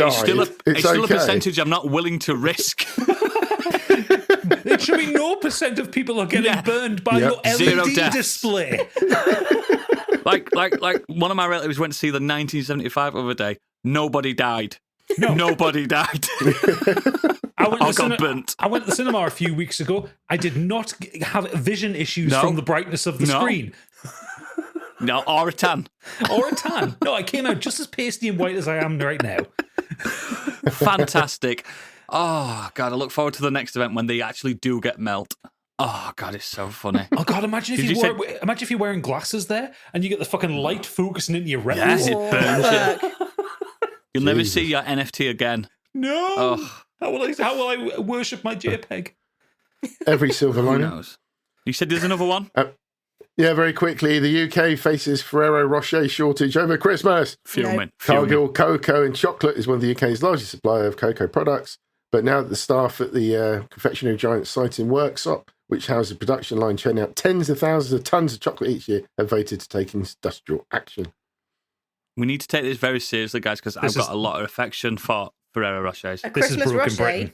Yeah. Do you know, when I was younger... Rocher, it's the only time I buy them. Yeah, same. I fell for the fact that I thought it was posh chocolate. It's not posh. You can get them really cheap. Oh, it's just fucking tasty. But the problem is, the reason why I only buy them at Christmas is it's very easy to smash through 24 of them in one go. Them so trays. easy. I won a bite-sized if you're Ferrero a bit Rocher drunk. competition. I won a competition years ago in, of all places, Salou in Spain. They were like, who can eat the most Ferrero Rochers? And I was like, I'll have a go. The And I most had you've about eaten in years. Yeah, I had about 15 of them. Now we're a chunky boy back then. I just popping them in my gob and showing them. God, I fucking love hazelnut so much. I could live so on nice. hazelnut. I've got a The good best part nut. of Candy Machine history. I used to live with a lady who was the hand. You know, it used to come in on a tray. And she'd have this Yes, long, elegant yes. hand. I used to live with her. She bought me some Ferrero Rochers for Christmas as well because she knew how pumped I was. And did she It's so present, good. Did you eat them out of her hand? So- She did. No, I didn't eat them out of her hand, but she did present them like this. I love Ambassador, Ferrero you're not Rochers. spoiling The us this ambassador. year. No, I couldn't fucking get them. To be fair though, I do work in the vicinity of a supermarket, or some would say inside a supermarket, and there's a distinct lack of Rochers there. You want to get stock on it when they bring them pallets in off the trucks. I know. I'm just You going to wanna grab get them it? all. You treat it like a loo roll 3 years ago. Have you seen the mixed ones that they do? And they're mixed pyramids where they've got white ones and they've The got white ones dark are Yeah, I ones. good. bet they are. I like the white ones. God, it's so good. The fucking coconut ones are such a disappointment though, because I hate coconut. Oh, no, I like I it. love coconut. No, the I love existence them. of a coconut Ferrero Rocher is the worst thing in the world to me. No, No, I I'm love into it. him. It's taken a valuable space of tasty. No, Rochers. I will. Send me all If your you don't want coconut them, ones, I'll then. eat them. I'll have them. Yeah. I go for bounties first in a celebrations tin. I fucking love No bounties. lie. So anyone, if anyone um, gets any links, send it to me. Any coconut Rochers, send them to Oodles. Yeah. Lit Dream- doors, the my, dream. my Christmas chocolate. Oh yeah. Ooh. Not Love them all. Love it all. matchmakers. I shouldn't be eating chocolate either. I'm on medication that says I shouldn't eat chocolate at the a little moment. ball and you put it in your mouth and you just let Don't it send them melt. to Oodles, send them to me. Fuck off. I'll eat them when I'm better. Oh shit, I'm diabetic. You can't send them to me. Who's next? Send them to me. I'm fat. It's fine. You can lick him if you're diabetic, surely. Just don't let it like. I'll lick them and then send them to Gadget. Rewrap I don't know them. how diabetes works. Surely you can lick them for the flavour. You can get a contact high from your chocolate. You just can't eat it. But please, send all your Patreon money to us, and we will buy all the Rochers up and split them evenly towards patrons. We need to save this luxury item because it's Can you important. sniff them? Probably could snort them. Yeah, I you was could probably saying, rack them up. yeah, grind them up and snort them. You could probably. It would really hurt your nose, though. It's very sensitive. And it's a big gloopy. Yeah, but just think of that hazelnut rush you'd get, man. Right to the brain. That's what I needed. I needed this news, but let's get on with the main chunk of the show. What's everyone been up to? What has Candy been doing this fucking week? I've been listening to an I love audiobook. surprising her going first. She's always surprised. She's never ready. Never. Excuse me. Oh. Yes, I've been listening to an audiobook called Abroad in Japan, which is written by Chris Broad, who is a YouTuber. I found his YouTube channel because I love all things Japan. I just like to live vicariously through him. And Is he the slick, dark-haired guy that has a ramen studio? that's the one. like His studio's insane. I like him. Yeah. He's cool. So basically, he does videos about living in Japan as a foreigner, tips for tourists, makes mini documentaries on location, that kind of thing. Fluent speaker and all, isn't Very fluent speaker, yes. And he's published a book about his journey in badass. Japan, going from his chance encounter with a couple. It was never in his plan to move to Japan or travel or anything. Chance encounter with someone. It got him sent over to Japan to teach English. That sounds like he was kidnapped. I don't think so. Well, if he was, he doesn't go into that quite so much. But yeah, went out there with no Japanese language skills whatsoever. They don't require it if you go out there as an English teacher. But he just fully embraced the culture, and he was sent out to quite a rural place in North Japan where some of the Japanese people, including the Japanese teachers, were so wary of foreigners that they would actively kind of avoid him at all costs and just not make an effort to speak and everything. Frightening Englishman. Yeah, exactly. I mean, some of us English are pretty scary, it's fair to say. He's probably taller than everyone in the country as well. Yeah, he's only 5'4" as well. But, Exactly. but yeah, no, it's a really lovely little height, book, and it goes from his early days about teaching English as a foreign language to picking up the Japanese language, learning to speak it, learning to write it, starting up his YouTube channel. His first kind of breakout hit, shall we say, was reviewing McDonald's chocolate chips, which I didn't know is a thing, and now I want to dip McDonald's chips in chocolate. Yeah, that's a thing. Yeah, It's the same as the chips in McFlurries as well. Well, yeah, but this was actually on the McDonald's menu. When I was there, the menu is insane. You can get hoisin duck in McDonald's. Oh, God. Don't threaten me with a good Crazy. time. There was also, he goes, I didn't know this happened because I've been watching his channel for quite some time and I didn't know that this had taken place, but he was on location filming a sort of mini documentary, and about 6 o'clock in the morning, these air raid sirens started going off. He jumped out of bed not knowing what the fuck was going on. He got all these alarms on his phone. And instead, out of sheer panic, the first thing he did was... Godzilla's coming. That's what I would have fucking thought. Godzilla's fucking coming. He's come. He's rising from the ocean depths. Which, He's out here. of all the ways of dying, Godzilla. would be a pretty metal way to go. Yes, pretty good. But no, in his sheer panic, he reached for his phone and recorded this YouTube video, uploaded it, didn't think much of it, went off to do his documentary. I think he was maybe climbing a mountain or something. But came back that evening. All hell of comments had it had gone absolutely viral. BBC had gone in touch, all these Japanese channels, and he became the voice of Japan. Basically, it was North Korea had The Western launched voice of Japan. The Western voice of Japan. North Korea had launched they a hit missile. the sea. They went into the sea, didn't they? The mist. Went straight over where he was actually staying. So yeah, he became the voice of all things potentially nuclear war related, and he was like, "Well, I just recorded a video." He's now BBC's nuclear correspondent. Yes, it was pretty bad. I was just quite reviewing scared. ramen, and this happened. And not only that, I think he was. He mentioned had he actually planned it, he would have maybe put some clothes on before he recorded the video. You know, he's kind of bleary-eyed. I always prefer my nuclear correspondence naked. I always have. Well, just like a cheeky nip don't know about outside you guys. the duvet cover, just the one. Just to make it a bit tantalising, you know. I always said Chernobyl would have been better if they were naked. Would have been better. Saying it. Oh, they need I'm putting it out there. Oh, there's a They lot of need to plan naked these people things in better, don't they? that fucking show. There was. There was by the end. Oh, yeah. That's why it's called Too soon? Chernobyl. Oh, God. Chernobyl, not your nipple. Oh, three nipples. But Next. yeah, no, it's a Sorry. really... Yeah, it's a really lovely book, and also it just it goes up into present day. You know what he's currently doing now with his YouTube and his hopes for the future, and the YouTube channel is just going from strength to strength. And he's actually he lived his dream by interviewing Ken Watanabe, famous Japanese actor, Sir Ken Watanabe, the very fellow.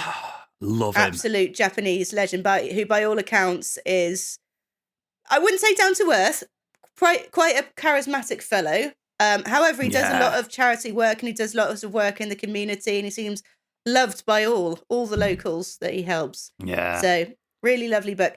And I did do something else, which I will mention very quickly because it's kind of in the same vein. I watched this just before we started recording. I watched Shin Godzilla, which is... I told you. Oh, you're having a Japanese week, aren't you? Yeah. Where did I watch it? I told you to watch Shin Godzilla. I told you to watch it years ago. Well, you were right. Loved it.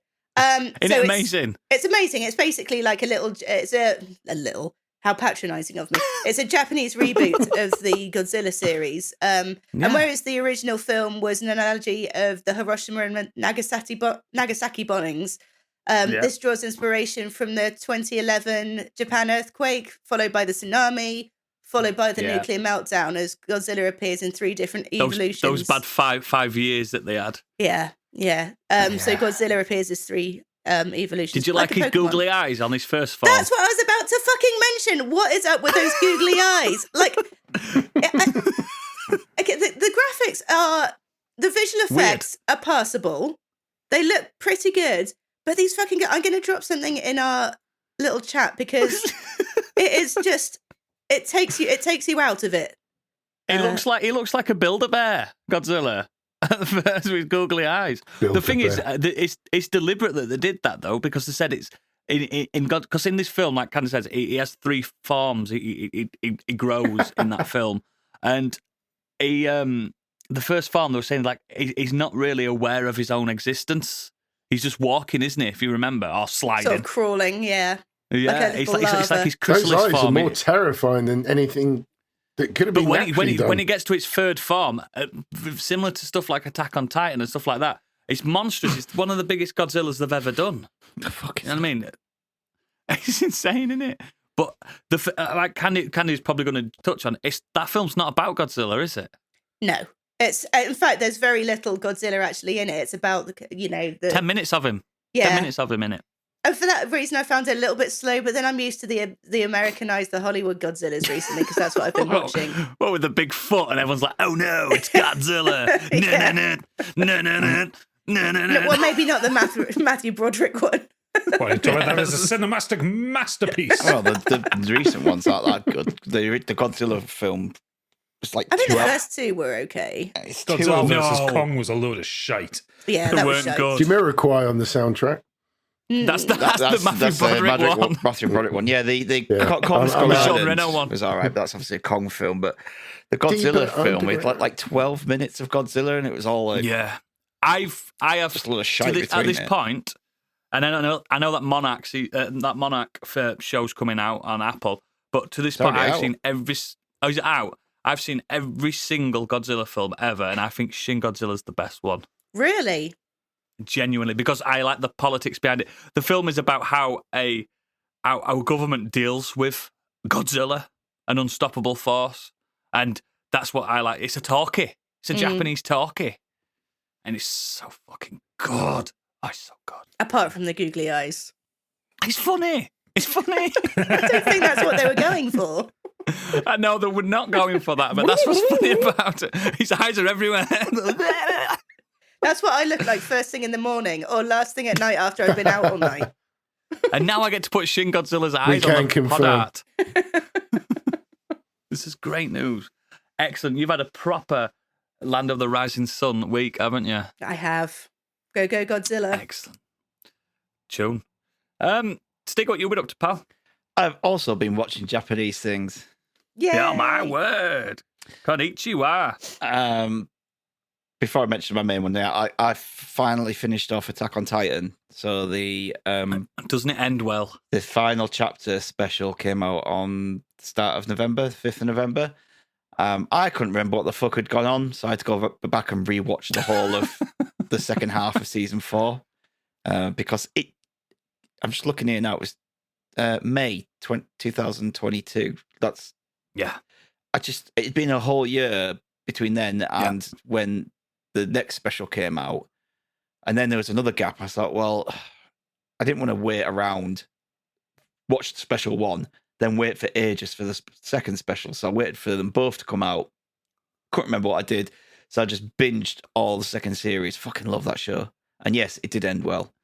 It ends fantastically. I know a few people have complained about because they changed a few things from the manga. Because people complain. But for me, who only watched the show, I fucking loved it. Yeah, and same. That show will never, ever, it will never not produce goosebumps in me anytime they do a fight sequence. Yeah. Whenever there's an ODM fight and they're zipping around, the music is absolutely incredible. And every single time I get goosebumps. And I got endings that I wanted for certain characters, and other characters went out in a blaze of glory and things like that. And I just thought, perfect. Thought it was great. I think it's perfect too. So I think it says, and it's now currently Japan's biggest export manga anime. So it's earned its title. It overtook Dragon Ball Z, which was the because we got that over in the West, didn't we? Dubbed and all that. Yeah. Yeah. So yeah, it's if you've not watched Attack on Titan, fuck me, watch it. How many seasons are there? 4 with 4. Oh, that's easily digestible then. There's 80, 90. As anime goes, 90 odd episodes like altogether. It's easier than One Piece. Yeah, right. But there's so War and Peace is easier than One Piece. I've never known a show that like just I have to watch next episode like that. Yeah. When you're binging it, it's just you're like, oh, I'll just watch this episode, and then suddenly it's 2:00 in the morning because every single episode leaves you with wanting to know what happens next. I think it's perfect. It's genuinely so good. It's a perfect show. It's a bit convoluted, but it actually pulls it all together and makes sense in the end. By the end, it has made sense, but there was moments when I was just going, where the fuck is this going? But watch it, guys. Really, really good. The other thing I did watch this week, it just come out on Netflix, is The Killer, which is David Fincher's new film starring Michael Fassbender. It's about a hitman who basically is on a job and the job goes wrong, and the people who paid him to do the job then try and correct that mistake by taking him out, and he goes on a revenge mission to it's all right. It's not one of Fincher's best films. I thought he was struggling to like, guys, it's all right. Given the director of the quality of Fincher, though, that saying like it's all right, that's like the most damning statement for him. It's like, not good. That's like other directors doing bad films. I ran out of time to watch it because I'm a big fan of the French graphic novel it's based on. So I will try and watch it this week to give my opinion on it. I didn't know it was out. I didn't know anything was out. So the film is excellent. Like, it's shot immaculately. It's perfect. It looks amazing. The cinematography is fantastic. Everything is kind of there for the people involved. Fincher's directing it really well. Fassbender's acting it really well. It's just narratively, it's just a bit boring. And you ultimately get to the end of it, and you're like, so what? What's the soundtrack like? Because his usually has the best. The score is great, and actually at parts gets kind of buries in there and gets under your skin a little bit. It's kind of penetrative. It's really kind of good. Yeah. The soundtrack it's just the Smiths. Fassbender's first role in ages as well, isn't it? It's been like a few years since he's done anything. Sure. Maybe. Yeah. I think so. I think he dropped off acting for a few years, and this is his first proper role back, if I'm right. He's got the new Taika Waititi film next year as well. The football coach one. Go on, you talked about the music. I want to know about the music. Yeah, it's his last film since Dark Phoenix, which was just 2019. So so the score's great. The music is just the Smiths. That's all he listens, like literally. Oh, nah. The Smiths. The hitman listens to the Smiths, so every time there's a song, it's just him listening. That's to why the he's Smiths. killing people, because he likes Morrissey. Yeah. But it starts with this like kind Who's of in Fortnite. It starts with the almost like American Psycho-esque, like This is Huey Louie in the news. No, talking over, he's narrating over the top, and he's talking about what's going on, and he's just kind of explaining the process and of being a hitman, and he's very nihilistic, and he's talking about, he starts banging on about McDonald's and shit like that. Like, he's kind of got that view of the world. But I don't know. He's very cold. Like, he plays a really cold off character really well. But I don't know. A lot of people are saying that they think it's a comedy, like a black comedy. That it's that, and it's not even. You reckon it's lacking? But it's not even advertised as that. But people are viewing it like that because it's just like, well, clearly Finch is doing this and doing this and doing that, and when you sit back and you think about it, going, yeah, actually that makes sense. Like, I can see this. It's not intentionally funny. You're not laughing at it. It's not, going to make you sit and laugh. But you can see where he's trying to poke fun at things and poke fun at the genre. You can actually see that. Yeah. If he's not doing that, then he's just made a really dull film. That's a shame. It's 2 hours long as well. It's rinse and repeat every time he goes to someone else in line for this to get his revenge. You just genuinely felt with a bit of a, why do I care? Yeah. I know what you mean. I watch some films that people like lord over, and I'm like, I don't like the main character that much, so I'm never going to love it. Yeah. It's for me. It's not his worst, but it's his bottom 3. What would you say is his worst? Benjamin Button, but even that I don't hate. Yeah. I just think it's. I don't hate it, but I don't really like it. Bloody hell. Yeah. Yeah, he did. Yeah. At least Benjamin Button has like some kind of narrative story behind it. This doesn't. Benjamin Button's a great little character, especially when he's an old man. Yeah, he's great. Cute. Cute. I never I don't hate that film. I think it's a perfectly fine film. Yeah, it is his worst film.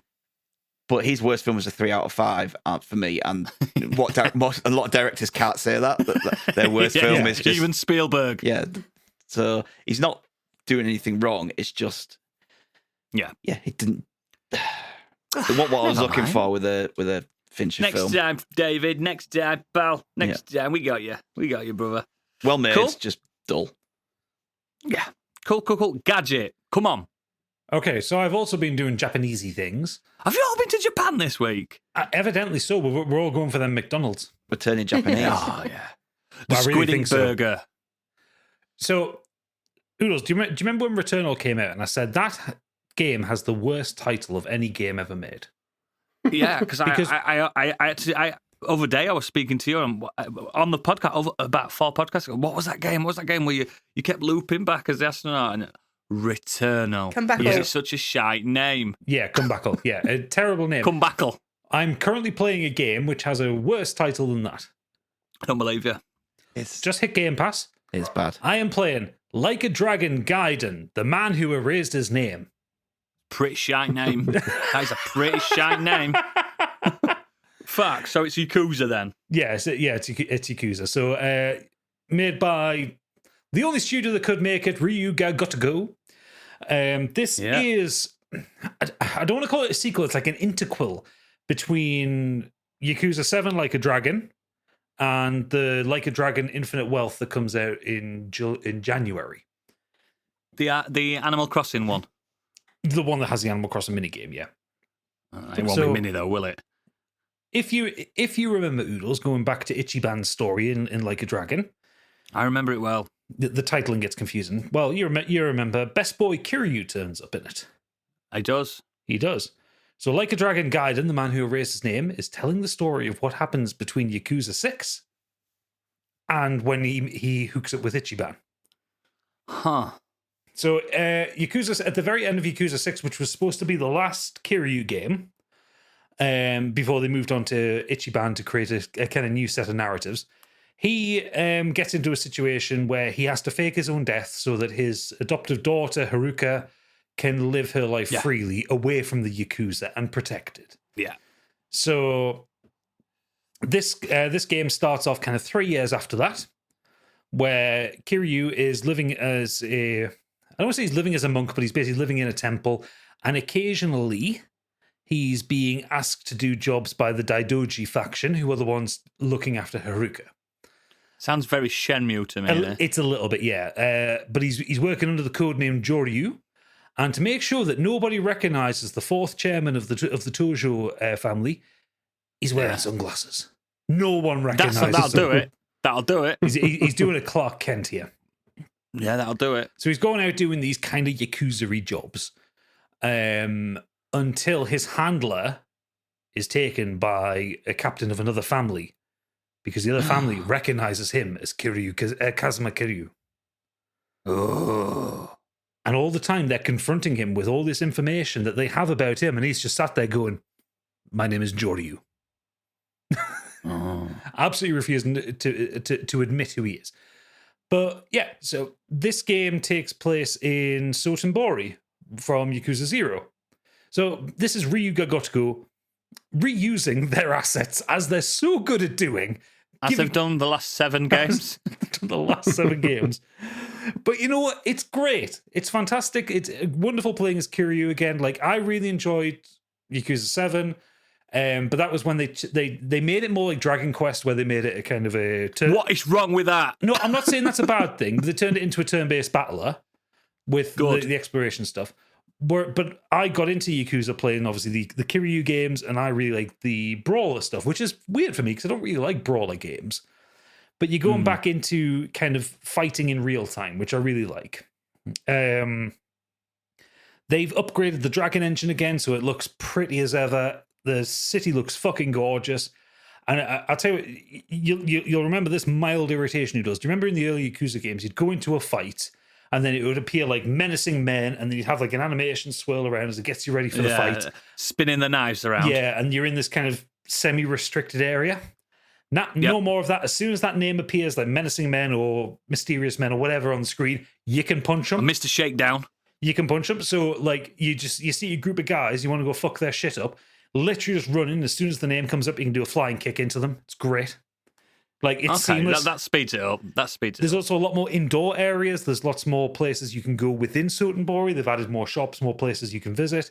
There's no loading times because I think this is the first one that's for this generation. Like, I know maybe Lost Judgment was the first one for PS5, so this is the second one for this generation. Yeah, I like the first Lost Judgment. The 2 Adam, I wasn't. This is the first one that's only been made for this generation, though. Yes, because the others are cross-gen, aren't they? Yeah. It's really nice to have Kiryu's voice actor back. The funniest thing in the world is to listen to the English dub. Because there's an English dub. There is an English dub. And the English voice actor for Kiryu is the YouTuber Young Ye, who's like a tech YouTuber, news YouTuber. He's terrible. Like I sent Candy a clip of one of the karaoke sequences. Was that real? That was real. Man can't sing. I thought that was someone taking the piss and just no. Kiryu can sing. Yeah, that's what's in the game. It's auto-tuned to fuck. It's so bad. Oh, what? I thought it was just someone taking the piss and they'd done like a TikTok of themselves singing over the song. No, it's real. Fucking hell. Yeah. No, but it could sing in the other game. Yeah, like the Japanese actor can. He's a great singer. In fact, Oodles, while I'm talking about this, I am actually going to text you the video so you can have a listen to it because it is so fucking funny. I can't because you'll hear it on this. Oh yeah, but true. I listen to it and I have a poo later. It is so fucking funny. It's unreal. In fact, I've lost where it was. I'll send it to you in a second. Anyway, there is one thing I don't like about this game though. And it's not the characters, it's not the story. Everything's ticking along as a classic Yakuza game would. There's no Majima yet. I want a bit of Goro, but I'm sure he'll turn up later. But, so you know how when I reviewed Yakuza 0, I said I didn't like the cabaret club stuff? I did. No, you understand why I didn't like it. I thought it was creepy, yeah? Because it's seedy and awful, isn't it? Because it's like... It's not very nice for women, is it? It's not very nice for women, and the whole thing is you go into these cabaret clubs, and which is still a thing in real life. Yeah, these hostess clubs in Japan. The whole concept is like salarymen go into these clubs, and they hire you own a woman. You hire a beautiful companion for the evening. She, you buy her drinks and buy yourself drinks, and you give her gifts and. if you're a lonely salaryman, this is how you get some human connection. It doesn't That's your lead to wife sex. for the night. It needs to point out it doesn't lead to sex. They're not prostitutes. But this has been a part of all of the Like a Dragon / Yakuza games, and it's something I've avoided because I just find it a bit gross and furry-handed and creepy. I don't like it. It's worse in this game because when you're in the cabaret club, and the way it worked in the previous games is you kind of sat opposite them, they ask you a question, you give one of 3 answers, and that gives you like a plus, middle, or minus score, and that's the gamification of this. Now they've got real models. It's real world footage of the models. It's so creepy. What, with the cleavages out? With the cleavages out. It's how much is this game? It's free on Game Pass. Biggie's just disappeared off our camera. He's got told downloaded it. He's just bought himself an Xbox. Why are you sweaty? And you say you don't like this because. I've just sent you all the screenshot I took from it. It is so fucking creepy. You have to do one for the story to get the tutorial for it, and I'm never going back again. Look at that plunging neckline. Yeah, it's My so, name's Kai. Nice to meet you. Nice to meet you, Kai. It's so fucking cringe and awful. I really don't like it. And I get why it's in there. It's a Japanese culture thing. Fine, whatever. But, oh man, it makes us feel so uncomfortable doing it. Nice boobs, though. Yeah. I mean, yeah, tits all day. But I think the thing to take away from this is, one, it's on Game Pass, so no outlay if you've got an Xbox or a PC. This is definitely for fans of the first 6 games, 7 games technically if you count 0. This is and the samurai one. This is a brawler. This is Kiryu at his finest, at his most stoic. And the weird thing is, because they kind of haven't updated his model, he's about 60 in this game, but he still looks like Yakuza 2. Yeah, but they do age well. They do age well, but the people keep calling him old man. It's like, he looks like he's 40. He's gorgeous. Leave him alone. He's a beautiful man. I love the Yakuza games, and this is a really good one. I'm very excited for Infinite Wealth, which comes out next year, which is back with Ichiban. So I like Ichiban. Ichiban's a lovely boy. He's like a golden. I love how everyone hates it. They all hate his hair, and I'm like, his hair's amazing. He's a golden retriever of a man. Yeah. Doesn't Ichiban mean like good luck as well, or something like that? Something like that, yeah. I think it does. And he's got nothing Does but in bad Friends. luck. Does it? Joke I don't understand. That was the product that Joey was promoting with his Japanese video, Ichiban. Is it? Lipstick. Blue lipstick. All right, then. No idea. I remember it. No That's idea. just not the connection I would have made. It's Always remember it for some weird reason. It's really good. Love it. It's standard Yakuza. Go play it if you enjoy Yakuza games. They haven't made a bad game yet. If you don't enjoy Yakuza games, you might hate this one. If you I haven't don't think tried I've one made a bad before, game this is yet. a bad time to get into it because this is so much story beforehand. You've got 8 games before this to play. Lost Judgment 2 is my least favourite, and it's still a fucking 8 out of 10. I didn't get on well So good. with the Judgment games, mostly because I just didn't like the guy. I didn't like the character. God, didn't you like his skinny jeans, though? I like the skinny. I like the look of him. Leather jacket. I like the look of him. He had a really cool look. I just didn't like him as a character. And his badge that said that he was a lawyer, and everyone respected it. It was like, oh, you've got a lawyer badge. Ooh. Yeah, no, I much preferred my time with Ichiban and with Kiryu. Cool. Another trip down to Japan. Biggie, have you been to Japan this week? Not that I'm aware of, but just a couple of things. I've been playing Cyberpunk and still enjoying it. Watched season 1 of Narcos. Football Manager 24 came out. I won't bore you with all the bits and bobs around that. There's just a few tweaks here What's and it there. about? What's the to story? last year's. But they're building next year's version from the ground up. So this is more. What team of are you the playing same, as? really. I do need to know that. Don't tell Liverpool. Well, That's which the one do fucking you point. think? You don't pick your own team on know. Football Manager. You pick a low league team You and pick build your way Accrington up. Stanley and get them to Can the top do. of the Premiership. Yeah. Who are I they? could do, but I don't want to. I'm playing as Liverpool. But I did get around to watching. Doing your best Sam Allardyce impression. I did enjoy watching Oppenheimer. That was absolutely outstanding. Great film. All right, isn't it? Just incredible. Really, really, really, really enjoyed that. But yeah, the one thing we did watch was the Sly documentary on Netflix. The Sylvester Stallone. It's watchable. It's does delve a little bit into his.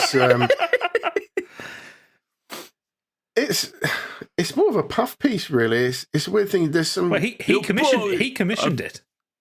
He did, yeah. I mean, there's a little bit of his life story, and you can understand how he was pushed into taking the direction he went because he just wanted sort of overall approval of his father. Seems to be the thing that links to his success. It's kind of quite poignant at times, but it doesn't delve into all the other stuff. I mean, the guy's been married maybe 3 or 4 times.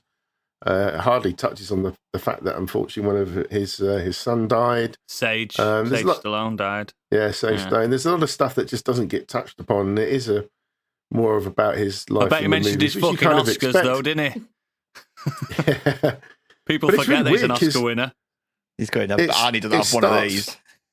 No. Shove that up your ass, Arnie. But it's one insight it does give, which is really odd, is that it sets the majority of the interview is set at his house, and he's moving because he's got this huge fucking mansion that he lives in for reasons he's downgrading.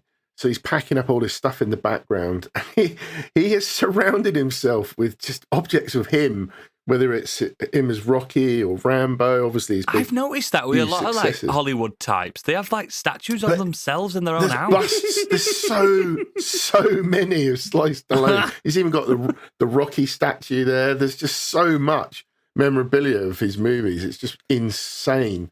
Which is very narcissistic. There are some actors that display that stuff. I remember seeing a video where Tom Hanks does a tour of his archive, and he has a office space created, like it's where it's kind of like his publicist team exists in that. But he walks to the archive, which is where he keeps all that shit, not in his house. He keeps it in an office space. I wouldn't have it anyway. I don't even like pictures of my. I don't think there's a picture of myself in my house. Yeah, but a lot of that stuff is gifted. Kids everywhere. A lot of that stuff is gifted to him or as part of films and whatever. I know. So it's like he doesn't want to throw it away, but he doesn't want it in his fucking house. I think it comes from that age, like those 70s, 80s mega stars. I mean, you can imagine Carl Weathers has got stuff in his house, just Carl Weathers memorabilia, and Arnie's probably got loads of Arnie stuff, and what's his name?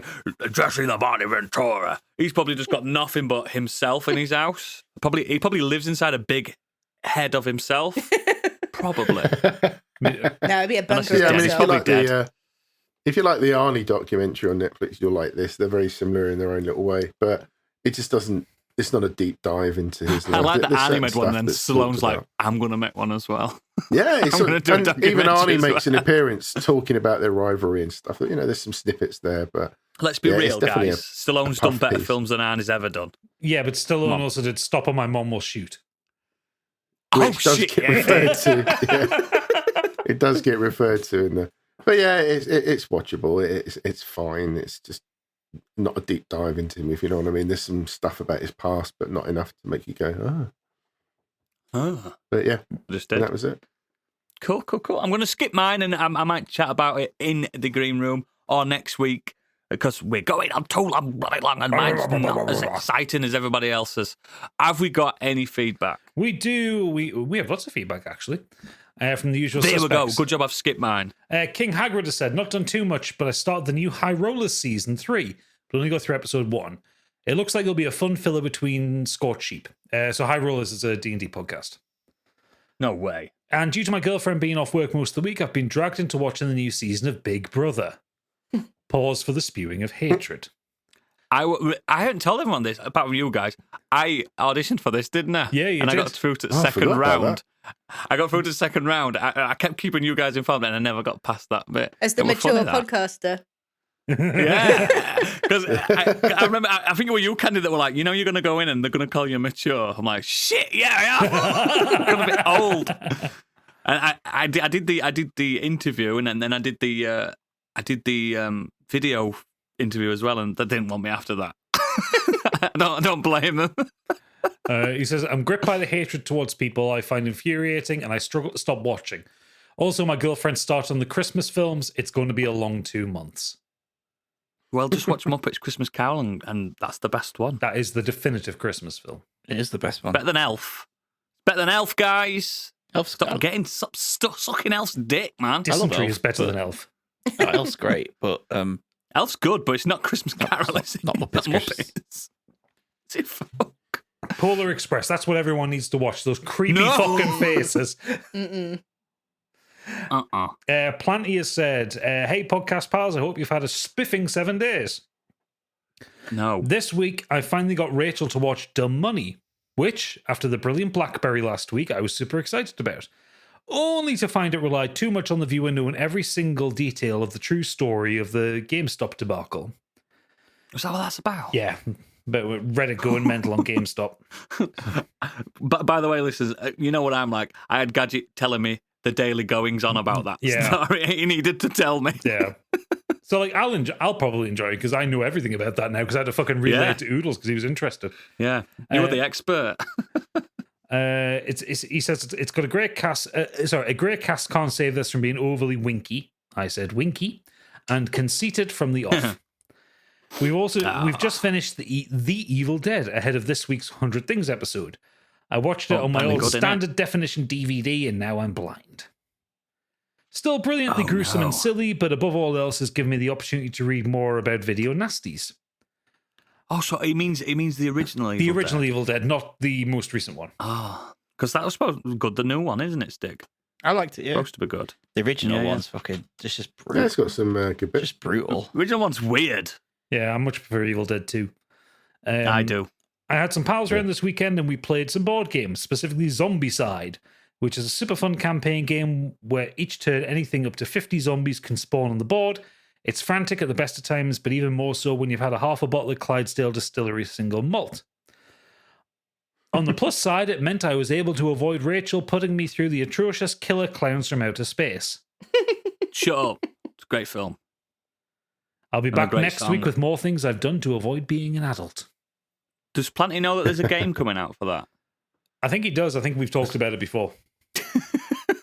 I know It's going to be great. I know Candy's well up for Killer Clowns. It was on my gaming draft league. It disappointed me. been But delayed. not That's the coming one out. I said would fail. Do you know, Next speaking of year, it's that, gonna be- about 4 of my picks are not actually being released this year. So I think I did pretty well. I came 5th. It's going to be Gotti next year, Killer Clown. I'm telling you I hope now, so. mate. It's going to be amazing. It's going to be the new Last of Us. Can I absolutely blow the Elden Ring DLC out the water? Oh, it's going to destroy everything that comes out. GTA 6, don't even bother. Killer Clowns is coming out, baby. Next up, Xenos. I've been playing a lot of Remnant 2 this week to prep for the DLC coming out on Tuesday, which will be out by the time this episode goes up. Shit. However, I've already talked about that, so let's go with something different. This week, my girlfriend is here staying with us for a few days, and to give us both a change of scenery, I've been on a train for the first time in 3 years. And we went on a day trip to visit Birmingham. Wait, let me finish. There's a huge Christmas market on right now. And also I told Vex about the Sea Life Centre. She insists on going there while we were in the city. Frankly, an excellent day out between the two. I've taken an enormous number of photos and videos from the Sea Life Centre, including one of their green sea turtle munching on a lettuce because we got to their underwater tunnel around lunchtime. And the market took us all afternoon to work to get around. I finally got to try currywurst. I've confirmed it's delicious. Would highly recommend if you're in the area. The problem is it So involves that's Korean sausage. It's a curried sausage. Ugh. Rancid. Nah, currywurst is fucking lovely. Yeah. No, I meant sausage. No. Rancid. Sausage. Look that. Sausage is the greatest food of all time. Ugh. Just thinking of that green sea turtle munching on lettuce, all I can think of is Finding Nemo and the turtles Yo, fish dude. taking on the Okay. jellies. That guy. Totally. Angry Kurt Cool. is finishing us off saying, Of course he is. it's been a Good bumper boy. week this week for me as I've watched 3 films and started 1 new game. Busy lad. Jesus.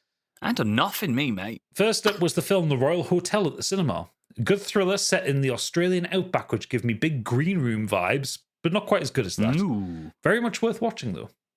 Did like Green Room. Yeah, Green Room was good. God, so good. I've seen the trailer to that film as well, and it does look good. Now he said it's good, I will watch it. Next up was Mission Impossible Dead Reckoning Part 1. Another thing with a terrible title. Mission Impossible 2 yet. Which had come up to rent on digital streaming. Cruise again shows he really knows how to do action films. Incredible set pieces like the train one. Plot is a bit nonsensical and hard to follow, but it doesn't take away too much from my overall enjoyment of it. My second favourite in the series after Mission Impossible Fallout. You love him as well, don't you, Gadget, Tom Cruise? I don't watch anything with him in. No, you don't. The last film I watched with Tom...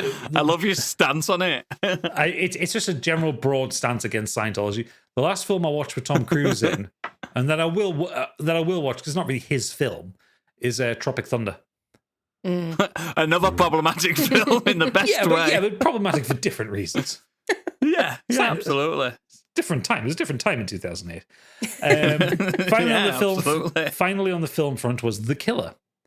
As I've mentioned before, I'm a big David Fincher fan, with some of his films being in my top 10. This disappointed me, though. It felt very by the numbers and wasn't doing anything I hadn't seen before in this type of film, which I think is basically what Stig said. Has anyone ever seen Kurt and Stig in the same room together? No, they are the same person. No, we're not. We're not. We're not. We differ on some films a lot. And Stig could never be seen dead in a Derby shirt. Yeah, that is true. Plus, Stig didn't like Falcon and Winter Soldier, so he wouldn't go to town and say that was his favourite one, like Kurt did. Listen, we've been on their podcast to do that. Stig really like WandaVision. Yeah, yeah. I have actually seen you because I've been on a podcast with you both at the same time. You're either really good at ventriloquy or some kind of AI. He finishes off saying, on the game front, I start Alan Wake 2 after hearing everyone gush about it, and because I like the first game. About 3 hours in, and I'm enjoying it, but it hasn't wowed me quite yet. I found the jumping in and out of the Mind Palace so frequently to be annoying, but apparently it gets better, and I've also had to knock the difficulty down to story, as normal was kicking my ass. Story is too easy, though. I wish there was a middle ground. Looking forward to play more, though. So, Kurt, stick with normal mode, because it gets more challenging as you go on. I don't want to spoil what's coming up, but so for reference, Oodles, last time I talked to Kurt about it, he had only just put the heart in the witch.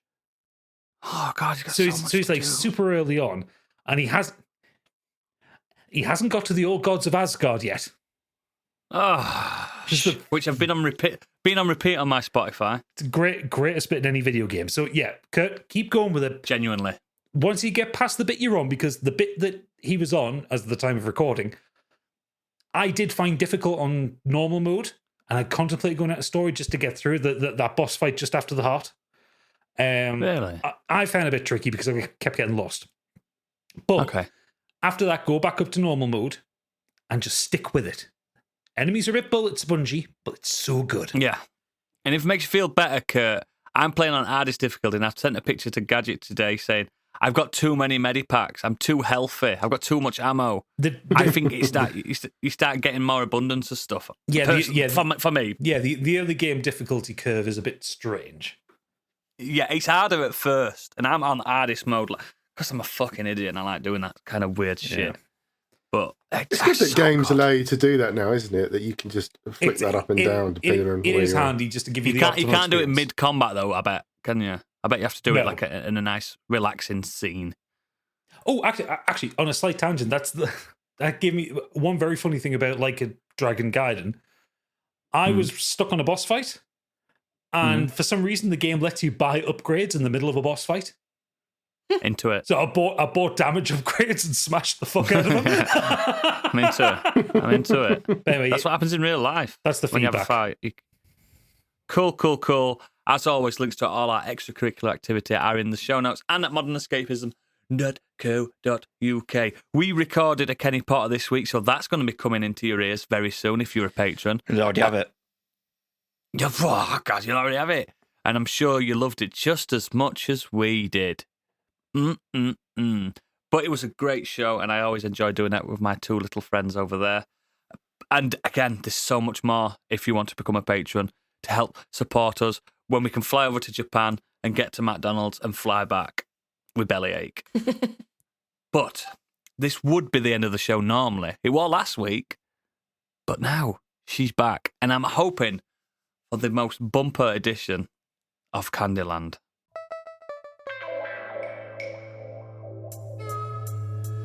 And now, what's up in Candyland?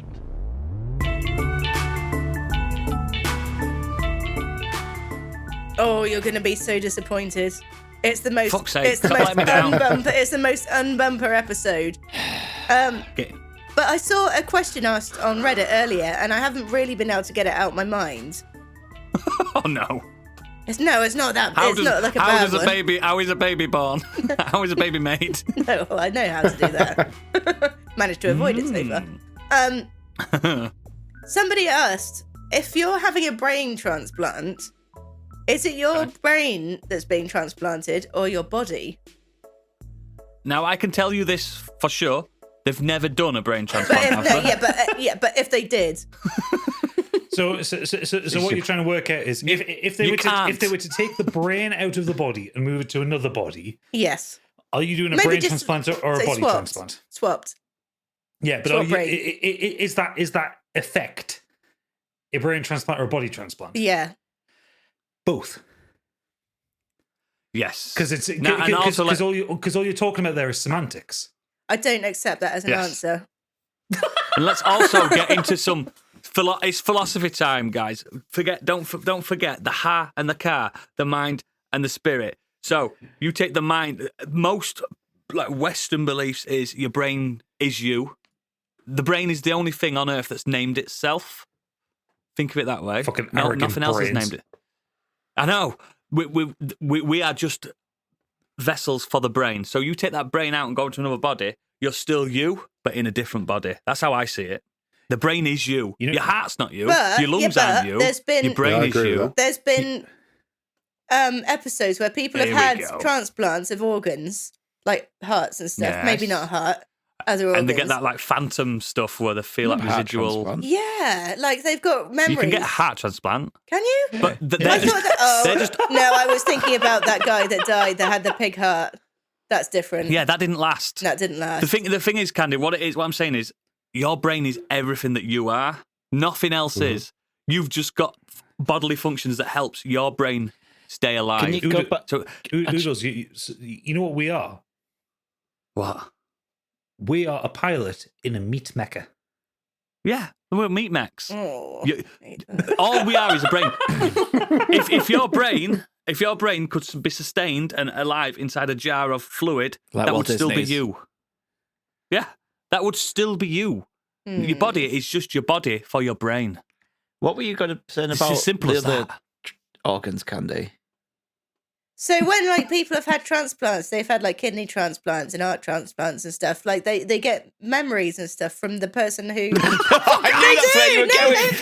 I knew that's where you were going, which is why I came back to it. It says on Reddit. No, That's they the thing. don't. Oh, Yes, it's they on do. Reddit. That's sauce. I fucking saw it on Strange but True. No, they don't get memories They from something. do. Ooh, what? Like you're telling me they get like a stomach transplant or something? And that I really love sausages now. I hated sausages before I had this I stomach. bet that fucking happens. Actually, no. To be fair, in Kanye's defense, it's the thing. Not with like a stomach though, but people have had like kidney transplants or liver transplants, something like that, and they get a New accent. They get a craving or a liking for things that the previous host liked. Yeah, I can Yeah, imagine that 'cause it's motherfuckers. probably because it might have stuff within in Enzymes. the Yeah. DNA and the blood and all that shit. Like, But not memories. but not memories. Memories is here memories. in the It says on brain. the internet. You know, The internet's never right. Reddit we're is on the your internet. source. We're wrong. I just have you ever? Have you heard Here's Biggie's one for you, breaking candidate. news? There's not a fact in there. Yeah, here's one for you, candidate. That blows your mind. You know when people have eyes, And that's a fact, weirdly. their eyes taken out in operations, Yeah. and you can see your own body. Yeah. Yeah, you can see yourself, the real you from your eyes. That gives people PTSD that bad that they have to like remove that eye. That'll fuck you up God. because you've seen yourself and you feel dirty. Because you're not supposed to see yourself. You only ever see a reflection of yourself. You've never don't you? actually seen your own face. Exactly. I tell you what, though, You've Candy never might be onto actually it. heard your own voice. I watched a film where Never. a guy got it was I think it was a Tales from the Crypt, and he got a killer's eye, and you could see the killer, what the killer had been doing. See, There you go. see. You got the memories, and that's true story. That, but no, honestly, Candy, Crypto told me. the brain, your brain is you. Nothing else is you. It's just your body. Why- I will agree It's to different. disagree. Why is it in first-person shooters that you can't see the little tip of your nose when you look down? Because you can't in You real can't life anyway. unless you focus on it. Because Unless you close one eye or the other, you can't see your own nose. Yeah, you've got to focus on it. your brain It has should be an option. your brain Unless has you're a Pinocchio. deliberate blind spot for your nose because you Yes. see it all the time. You can still see. That's why we're Think the about it. apex predator. The most important question that you should have regarding first-person shooters is why the character you play, why their eyes are in their stomach. Yes. Because if you don't do aim down sights, the gun would be like down here, Yes. and you can still fire like that. But when you do aim down sights, it brings it up to here, not to its not to your first- character's face. If first-person shooters were an accurate representation of myself, all I would see was this. Fucking hair. And all you would hear is voices That's in why your I'm good at fucking them. brain. Yeah. Thanks for that weird trip down Candyland where Candy has now discovered that she's actually just a brain. She is just a brain. We're all brains. She's a brain and a meat mech. In the meat mecca. with a We're wet all in a meat skeleton. neck No. with a no. dirty, wet skeleton. Ugh. Thank you for listening. We'll see you all in the green room for Candy's realization that she is a brain. Bye. Scary skeletons.